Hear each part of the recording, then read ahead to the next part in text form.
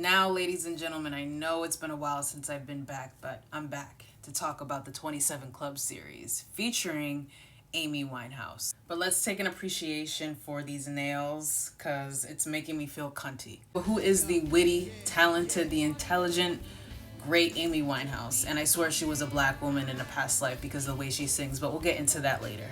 Amy Winehouse was born on September 14th, 1983 in Enfield, London, England to Mitch and Janice Winehouse. She was a songwriter, a musician, a singer, and a woman that was about her business. As a child, she went to primary and secondary school in the Southgate area of London. She was of Jewish descent and she absolutely hated going to Jewish Sunday school and argued that she didn't really learn anything anyway. Besides her disdain for Jewish school, Amy grew up with a lot of musical influence and had a lot of musicians in her family, particularly on her mother's side, which were primarily jazz musicians. But however, her paternal grandmother was also a singer who dated a jazz musician. So my point is that this was already in her blood. And another fun fact is that she grew up listening to a lot of Frank Sinatra while growing up.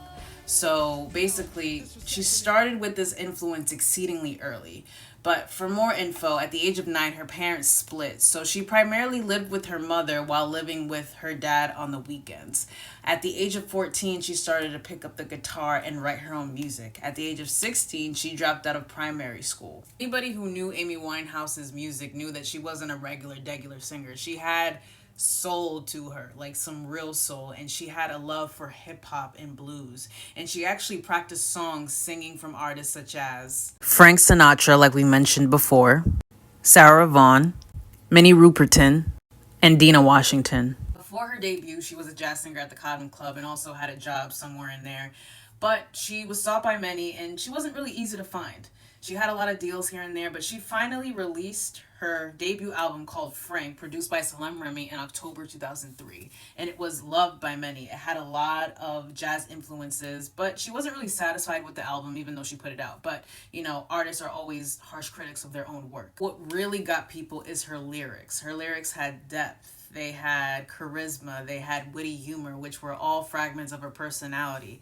It was refreshing, it was different. The album Frank marked the UK album charts and was nominated for the Brit Awards, and ever since then, she made more hits that made the mark for her music career. From 2006 to 2008, she shifted her image towards the girl groups of the 1950s and 60s, which explains the infamous beehive that she was known for. It may not have been people's first choice, but she was always wanting to go with things that resonated with her, even if it wasn't with the times. This time was when her songs such as You Know I'm No Good and Rehab were coming out, which were very popular. Her song in 2006, Back to Black, was #1 on the UK album chart for 2 consecutive weeks. Time magazine named Rehab the best song of 2007. She had a lot of outward success, but that soon took a turn. Throughout her success, she gained a lot of media attention throughout the years, but her mental health was slowly declining due to various reasons. She was in an on and off again relationship with Blake Civil, who she later ended up marrying, but it was a very tumultuous relationship and was the primary factor as to how Amy Winehouse got into hard drugs such as crack cocaine and heroin. Her drug use affected her daily life, obviously, and it started to affect her performances. She canceled some performances, and her fans and the press started to take quick notice. Dealing with drug use and bulimia, her appearance started to vastly change, and everything went downhill from there. At the age of 25, she developed early onset emphysema due to smoking hard drugs, and ever since then, she's been monitored, going to rehab, and trying to, regulate herself as much as she can. Days leading to her death, her bodyguard realized that she was kind of out of it, but she officially died on July 23rd, 2011. Due to alcohol poisoning and possible drug poisoning. But Amy was more than just her addiction. She had a great personality, she had a talent like nothing else, and she did a lot of philanthropy and charity work, and she was very generous. After doing every single episode of the 27 Club series, obviously there's a lot of parallels within these individuals. You can have all the talent in the world. You could be successful outwardly and really make it in life. But the point is that if you are not good from within, at some point it will catch up to you. When you start to chase things or when you start to attach yourself to things that you know that are not good for you, it starts to deteriorate you, not only physically, but mentally and spiritually. The more you suppress, the more you regress. And I think most of us know what that's like.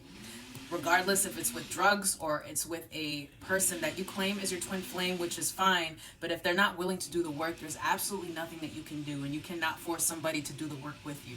You could either go at your own level and aim higher, or you could meet them at their level. But I'm going to tell you that's dangerous. But regardless, thank you for listening to my 27 Club series. My name is Farah. I love you.